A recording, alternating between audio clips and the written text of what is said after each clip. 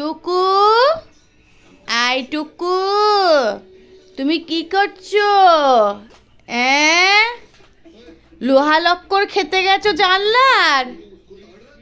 এই যে এদিকে দেখবে একটু তাকিয়ে। টোকো, এই এই, কি করছিস? হে, ওটা কি হচ্ছে? পিটি করবো? টুকু, কি করছো? টাটা, টাটা, চলে যাচ্ছি। তুই খা, লোহা লক্কর খা, আমি চললাম। Tata, tata. কি দুষ্টু হয়েছে দেখেছো?